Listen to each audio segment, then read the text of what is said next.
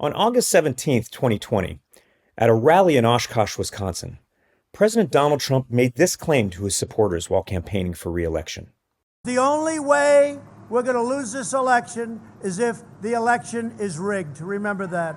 He repeated the claim a week later as he accepted his party's nomination for a second term. The only way they can take this election away from us is if this is a rigged election. John F. Kennedy has been elected President of the United States. The American people have spoken, and they have spoken clearly. That was a rigged election. We will shut the country down. A disinformation campaign. We're going to hang you. There is nowhere I feel safe. You're not going to allow the harassment of the election workers to continue. It has to stop. This is The Count. I'm David Becker. Rigged is a powerful word. It violates our sense of fairness. If a contest is rigged against you, that means someone is intentionally trying to take what's rightfully yours. You don't just lose a rigged game, you lose unfairly. Accepting that things don't always go our way is one thing, but the idea that a game or a system has been intentionally rigged against us, that we've lost because we were cheated, that's a whole different ballgame. It brings up deep feelings of betrayal and anger. It violates what social psychologists have called just world theory, the assumption that the world should be fair, if nothing else, that the playing field should be level so the best person wins. And who would want to play a game that's rigged? There's a reason that the players involved in the Black Sox baseball scandal in the 1919 World Series were banned from the game for life. Exactly a century later, wealthy parents who paid bribes and inflated test scores to get their kids into top colleges went to prison. Both scandals were infuriating evidence of a rigged system. Because a presidential candidate represents a much broader and deeper set of cultural values, the idea that one's candidate of choice was cheated out of a win can be that much more infuriating.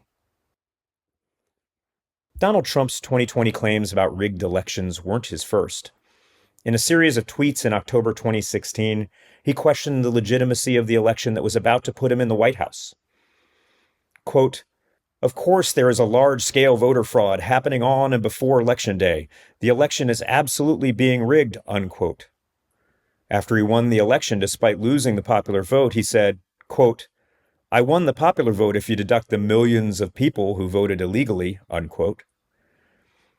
In support of this startling claim, Trump repeatedly cited a 2012 study by the Pew Center on the States. But the study he cites couldn't possibly support that claim. I should know. I authored that study.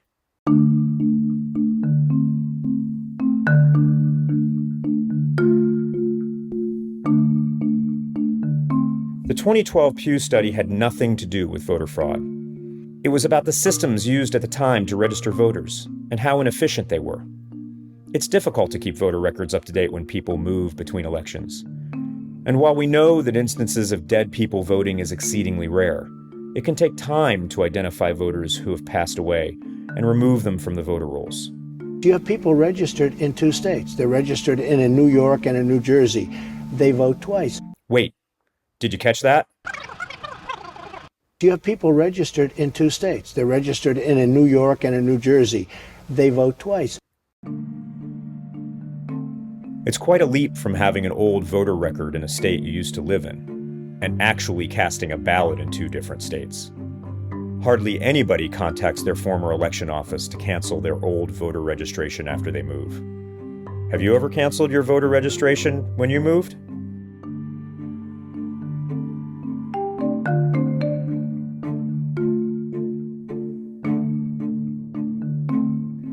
And if you tried, you'd find it's hard to do. Election officials want to make very sure that the person canceling a voter registration is the actual voter. In fact, within 3 days of that interview, it was found that several in Trump's inner circle, including his daughter Tiffany, son-in-law Jared Kushner, press secretary Sean Spicer, and strategist Steve Bannon, were each registered to vote in more than 1 state. None were involved in fraud, just in a common oversight that an efficient voter registration system would catch and fix. It is incredibly rare for anyone to try to vote in 2 states, perhaps occurring a few dozen times in a presidential election. And it's one of the easiest election crimes to detect, thanks to tools like the Electronic Registration Information Center, or ERIC, which some states use to compare their voter lists and identify potential fraud. And when it's detected, it's investigated and prosecuted, as it should be.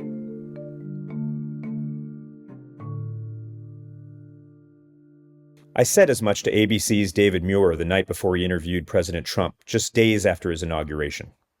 When you say, in your opinion, millions of illegal votes, that is something that is extremely fundamental to our functioning democracy, a fair and free election. Sure. You say you're going to launch an investigation into this. Done.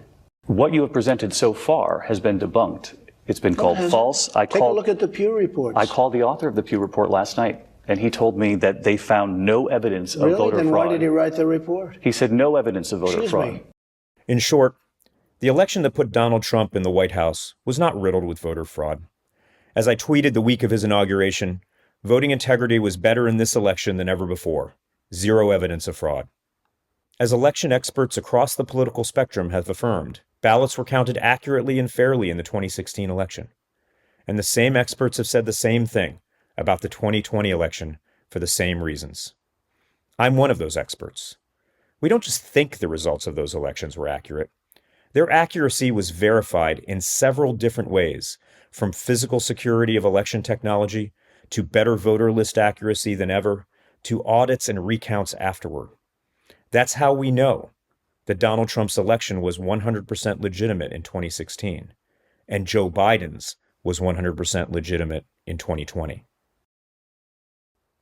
An election loss is always devastating for the losing candidate's truest believers.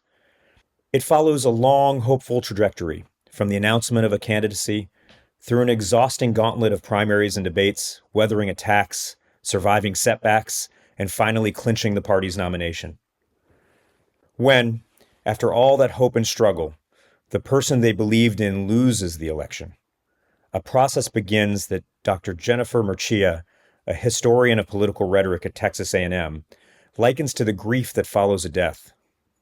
You have a lot of strong feelings, people who desperately want their side to win, believing that if the other side wins, that there could be dangers for the nation. When an election concludes, responsible political leadership requires that candidates acknowledge that the process was fair and that, whether they won or lost, that the nation will survive. Those political norms are what keep the nation together. People who are experts in how democracies die tell us that if politicians do not uphold political norms, if they do not play by the democratic rules of the game, then democracy will die.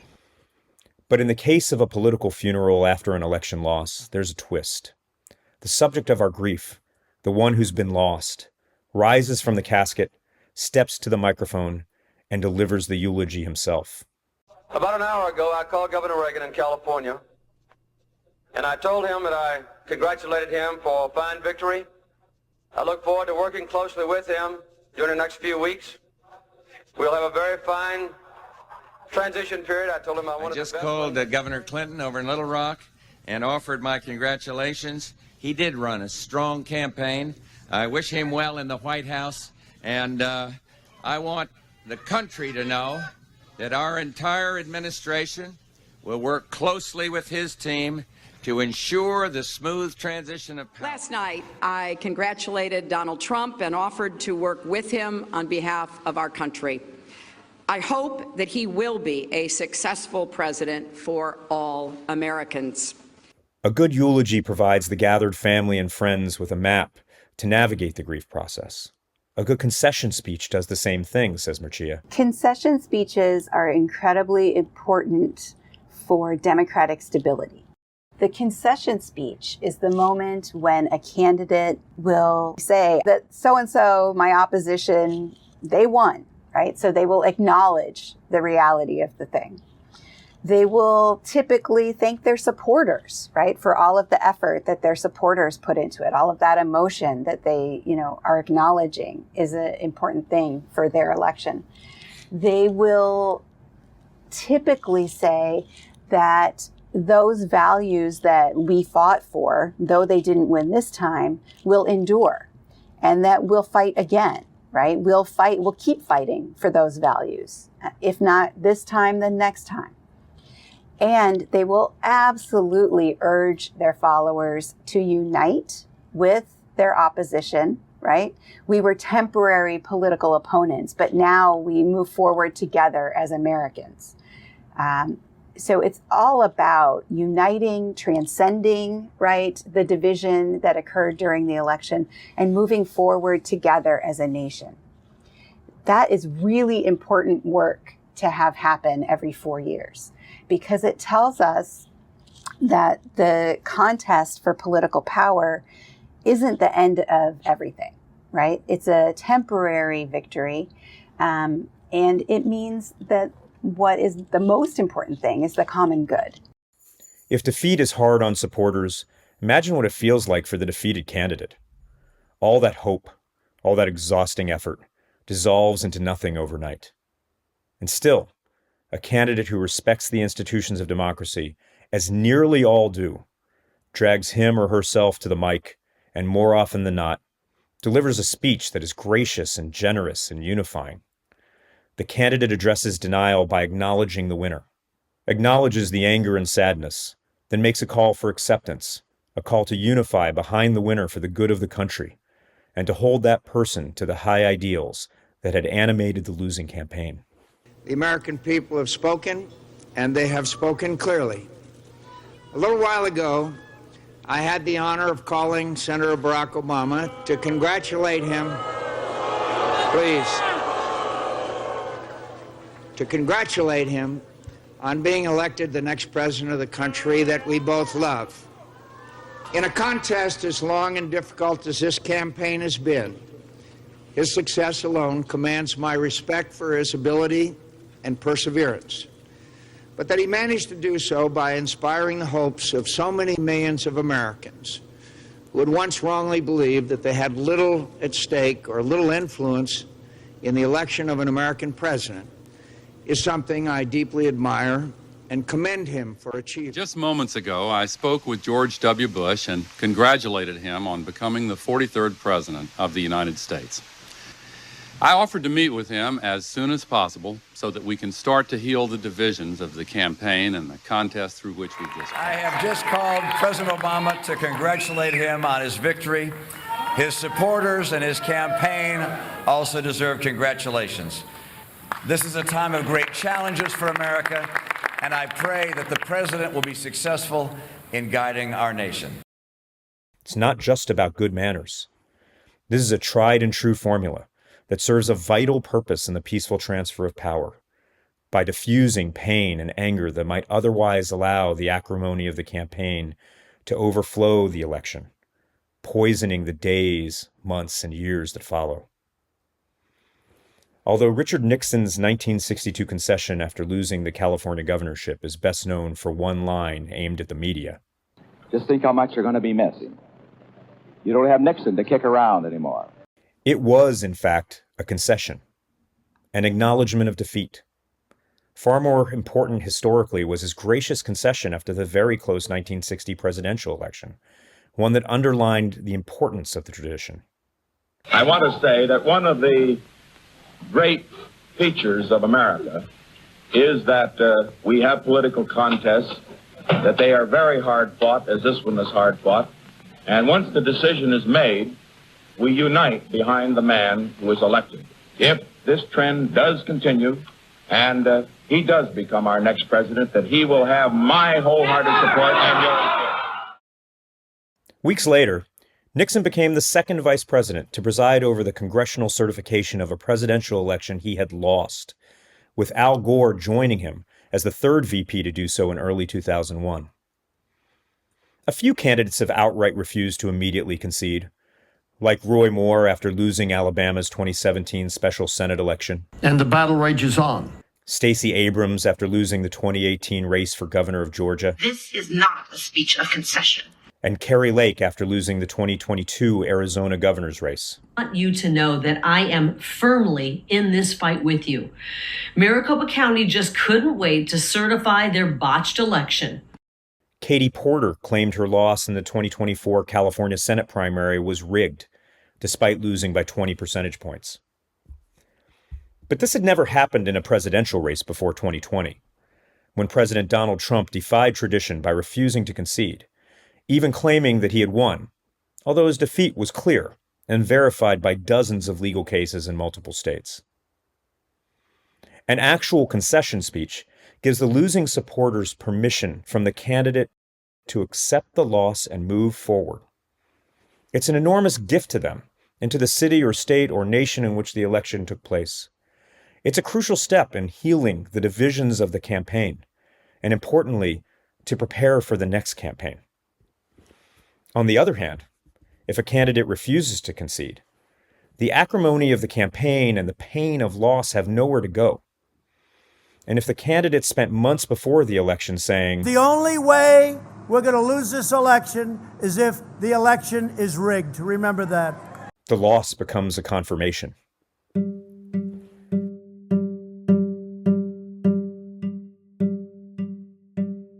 Without a healing concession to roll back those earlier claims, the pain and anger can't dissipate.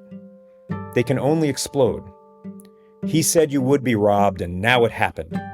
Someone intentionally took what was rightfully yours. Partisan propaganda and others step into the vacuum left by the missing concession, amplifying the anger. Some may be motivated by honest outrage. For others, it might be a money-making opportunity.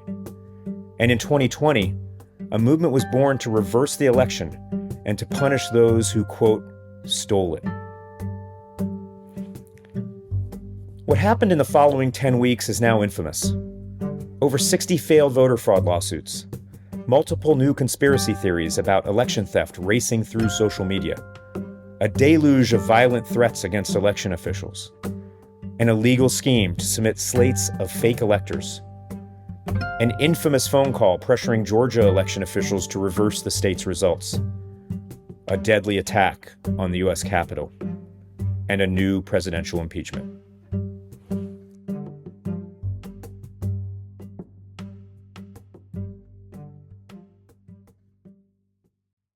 How, after nearly 250 years respecting the peaceful transfer of power, and over 150 years after the Civil War, were so many of our fellow citizens suddenly willing to violently overturn a secure and verified election? Well, for one thing, it wasn't all that sudden. I don't just mean our partisan divide.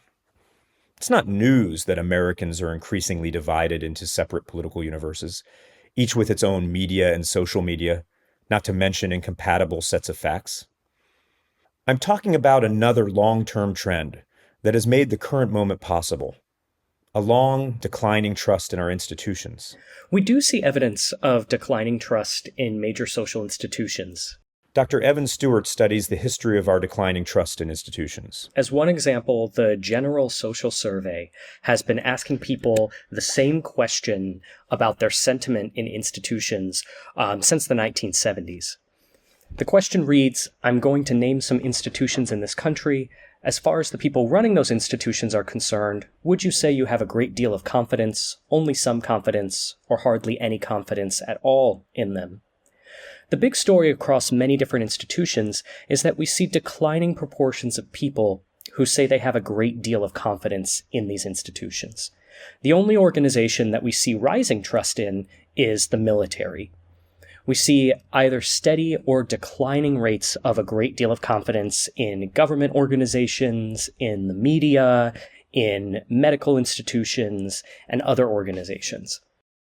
Declining trust in the institution of government likely contributed to declining political participation over time. So why, in the midst of that decline, did participation in the 2020 election hit a record high? The general presidential election in 2020 was very highly polarized, very highly contested. Many people expressed distrust in the electoral system, but it was also, compared to previous elections in the United States, an election with remarkably high turnout. More people voted, more people were engaged with the election, both because it was polarized and people were charged up to do so, but also because during the COVID-19 pandemic, many states implemented ways for people to vote more easily by mail. The architects of the Russian disinformation campaign knew that they weren't working from scratch. The deep political divisions in the U.S. and the loss of trust in the institutions over 50 years were twin weaknesses that they sought to exacerbate. Americans were already teetering on the edge of a cliff. The Russian disinformation campaign just pushed us over. Even though our teetering faith in government is older than Star Wars, our skepticism about elections has a more recent birthday. November 7th, 2000, election night for George W. Bush and Al Gore. Actually, the birth lasted 35 agonizing days, ending in a prolonged Florida recount that in the end was stopped by the U.S. Supreme Court, handing Florida's 25 electors and the presidency to Bush. But unlike 2020, the 2000 election was legitimately close, and unlike 2020, the losing candidate conceded defeat. Just moments ago, I spoke with George W. Bush and congratulated him on becoming the 43rd President of the United States. The Florida recount tested the country and left many Democrats embittered. Many said every mention of George W. Bush's presidency, quote, deserved an asterisk. It wasn't the first time a president's legitimacy was questioned in America, but the animosity and sense of alienation seemed to sink deeper. Neither party has a monopoly on questioning election results, but despite close and highly divisive elections through modern American history, the loser has always handled it differently than Trump. Even though the candidates and leaders responded well in these situations, with an eye towards preserving our institutions, the seeds of doubt were sown. In 2000 and 2004, House Democrats challenged certification of electoral votes. Neither Al Gore nor John Kerry acknowledged these symbolic protests. After the 2000 election, not a single Democratic senator would join in an objection to the electoral count. And after the 2004 election, Representative Stephanie Tubbs Jones of Ohio and only one senator, California's Barbara Boxer, objected to the certification of Ohio's electoral votes. The Senate defeated the objection 74-1. The House defeated it 267-31.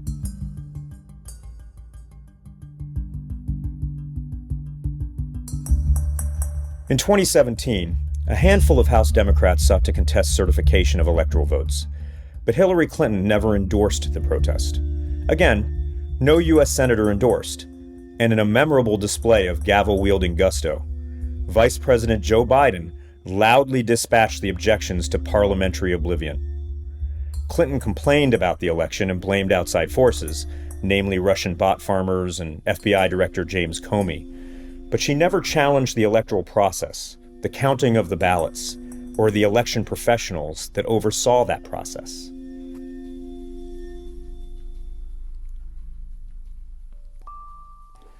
Whatever corrosive effects resulted from the isolated and scattered House Democratic protests in 2001, 2005, and 2017, they cannot be equated with a coordinated attempt to nullify a certified national election. As we have learned, attempts to challenge certification of the 2020 election were part of a systematic effort to first delay and then thwart, through intervention of the House of Representatives, the will of the people. I recount this history as a quick refresher on close and contested elections.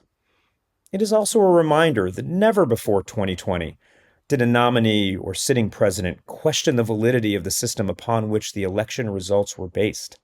In some circumstances, evidence-based challenges were made in various courts, though they too were the exception, not the rule.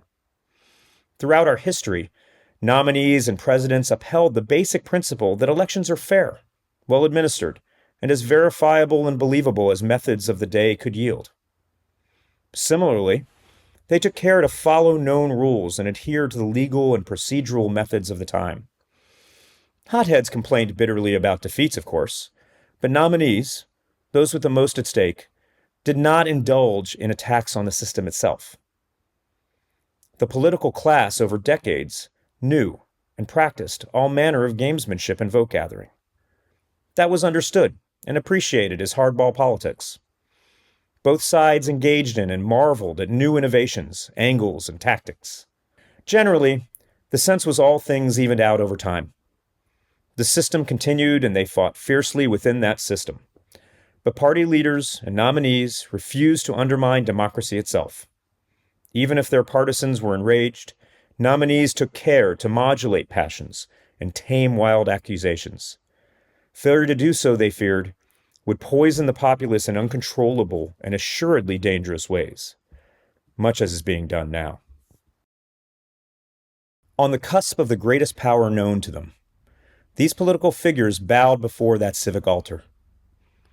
Even if they sincerely believed they might have been cheated or deceived, they sought patiently and without rancor to discern the voice of the people, however confusingly it may have been articulated. This was true in 1800, 1824, and 1876. It was true in Nixon's razor-thin 1960 loss to Kennedy. It was true in Gore's razor-thin loss to Bush. It was true in every election until 2020, an election that was not nearly as close as any of these others.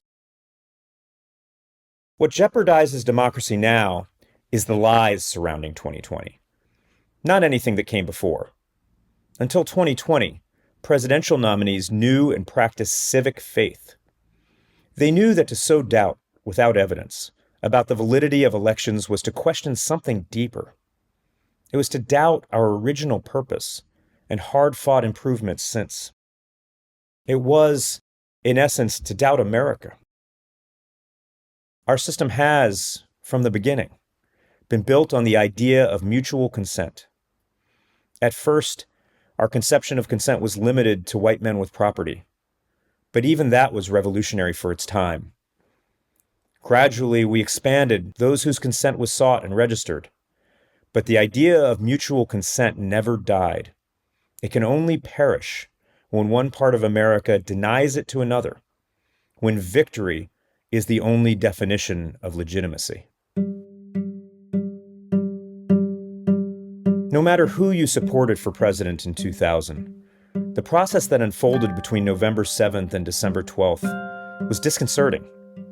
The continual coverage of the recounts in Florida ate away at our confidence in the system, from butterfly ballots to hanging chads. We were bombarded with indelible images of bleary-eyed election officials holding punch card ballots up to the light to determine whether a given vote was valid. And then, after 5 weeks of nonstop coverage, the U.S. Supreme Court ruled 5-4 to stop the count. It was a painful moment for Vice President Gore, just as it had been for Vice President Nixon 40 years earlier. Unlike 2020, in which Donald Trump lost the popular vote by 7 million and the Electoral College by 74, both Gore's and Nixon's defeats had been by extremely narrow margins. And still, in a few weeks after the count was ended, just as Nixon had done before him, Gore raised the gavel before a joint session of Congress to certify an election he had lost. Ben Ginsberg was the chief outside counsel for the Bush campaign in 2000.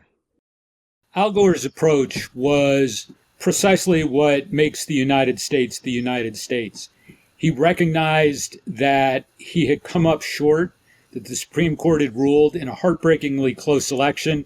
Certainly he and his supporters had doubts about it, but nonetheless they realized that the court had ruled, and that under a country where the rule of law and the peaceful transfer of power are norms and really virtues that transcend partisan politics, he did a truly patriotic and courageous act in conceding the election the way he did. I'm confident that had the count flipped the other way, Governor Bush, as difficult would have also upheld those norms and conceded defeat if in fact that's the way the count and the court procedures had worked out.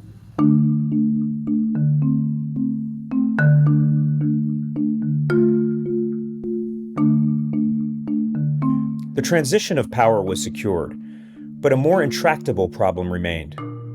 Voter confidence in elections declined, and it did so in a troubling way.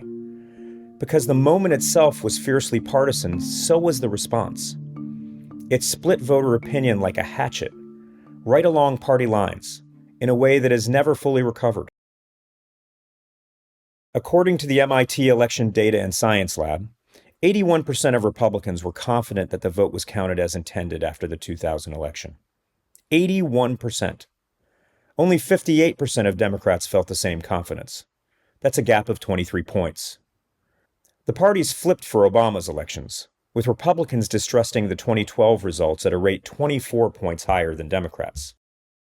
The 2016 election that brought Donald Trump to power is a telling outlier. For such a volatile election, you might expect a very large gap in confidence between the parties, with Democrats back in the skeptical lead. But nearly as many Republicans as Democrats, nearly 1 in 3, distrusted the result of an election that Republicans had won. It was the highest level of election distrust for any winning party since the question had been asked. Throughout the election, Republicans had been told by their candidate that the election was rigged. Even after he won, Trump continued to tweet baseless claims about, quote, serious voter fraud in Virginia, New Hampshire, and California, unquote, saying, quote, why isn't the media reporting on this, unquote? The message to his party was clear. Any election we lose cannot be trusted. Election distrust was now hardwired into a major political party. So when that party lost in 2020, the partisan effect combined with the hardwired message. Fully half of Republicans expressed no confidence in the vote, a 32-point gap below Democrats. There's a painful paradox in this lost confidence. As overall confidence in elections was dropping, the elections themselves were getting better and better. More professional, more transparent, more verified, more secure, until we reached the most trustworthy and least trusted election in American history. David Becker is the founder and executive director of the nonpartisan nonprofit Center for Election Innovation and Research, working with election officials of both parties to ensure accessible, secure elections for all eligible voters. He also manages the Election Official Legal Defense Network, providing pro bono legal assistance to election officials who are threatened with frivolous criminal prosecution, harassment, or physical violence. He has served as director of the elections program at the Pew Charitable Trusts and was a senior trial attorney in the voting section of the Civil Rights Division at the Department of Justice. David serves as election law expert for CBS News and is the co-author, with CBS News chief Washington correspondent Major Garrett, of the book The Big Truth: Upholding Democracy in the Age of the Big Lie. If you'd like to support the important work of the Center for Election Innovation and Research, promoting elections that voters should and do trust, visit electioninnovation.org/donate. The Couch with David Becker is a production of the Center for Election Innovation and Research. Learn more at electioninnovation.org.